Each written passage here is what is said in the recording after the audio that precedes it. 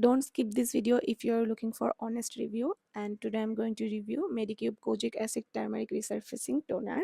এটাতে রয়েছে kojic acid, turmeric, 5% niacinamide, 3% glycolic acid. এটাকে আমি 1 মাসের বেশি ইউজ করছি, অলমোস্ট হাফ এর বেশি ইউজ করে ফেলেছি।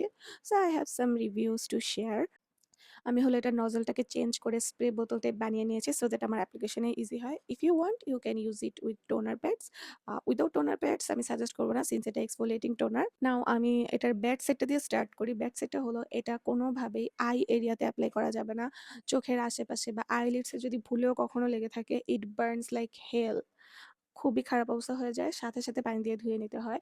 সিন্স এটা স্প্রে বোতল, আমি স্প্রে করতে গেলে মাঝে মধ্যে আমার চোখের এই পাশে লেগে যায়, তখন খুবই বার্নিং হয়, তখন আমার সাথে সাথে পানি দিয়ে ধুয়ে নিতে হয়।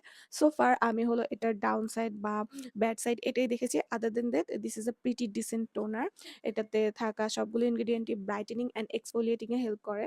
নাও যদি আপনাদের ডার্ক স্পটস থাকে অর একটু লাইট ব্রাউন স্পটস থাকে, সেটাকে ভালো মতো রিডিউস করতে আর রিমুভ করতে এটা অনেক সুন্দরভাবে কাজ করে। বাট যদি পিগমেন্টেশন থাকে, হাইপার পিগমেন্টেশন থাকে, তাহলে সেটা রিডিউস করতে হেল্প করবে, সেটাকে কিন্তু কোনোভাবে এটা ভ্যানিশ করে দিবে না। আমি এটাকে ২ ভাবেই ট্রাই করেছি। সেটা হলো যে আমার ফেসে খুব বেশি ডার্ক স্পটস নেই বা খুব বেশি স্পটস নেই বললেই চলে। সো আমি যখন এটাকে আমার ফেসে এপ্লাই করি, আমার ফেসে অনেক সুন্দর একটা গ্লো দিয়ে থাকে অ্যান্ড ফেসটাকে অনেক সুন্দরভাবে এক্সফোলিয়েট করে থাকে, সিন্স এটাতে গ্লাইকোলিক অ্যাসিড আছে। বাট আমার যেসব এরিয়াতে পিগমেন্টেশন আছে, আমার বডি পার্টসে পিগমেন্টেশন আছে, সেই সব এরিয়াতে যখন আমি এপ্লাই করেছি, দেখা গিয়েছে যে আমার পিগমেন্টেশনটাকে রিডিউস করেছে অর লাইটেন আপ করেছে। পিগমেন্টেশনটা যে একদম ভ্যানিশ করে দিয়েছে বা একদম কমিয়ে দিয়েছে এরকম কিছু কিন্তু না। সিন্স এটাতে হলো 3% গ্লাইকোলিক অ্যাসিড থাকে, সেহেতু এটা একটা ভালো এক্সফোলিয়েটিং টোনার হিসেবে কাজ করে। যারা হলো beginner and glycolic acid use করতে চাচ্ছে, তাদের জন্য এটা পারফেক্ট হবে। 7% 10% এগুলো ইউজ করার চেয়ে এটা better. But I would suggest যে যাদের অ্যালার্জি রয়েছে, যেমন আমার আই এরিয়াতে আমার কন্টাক্ট ডার্মাটাইটিসের প্রবলেম রয়েছে, তাদের জন্য এই টোনারটা একদমই না। কজ এটা হলো যে বার্নিং করতে পারে।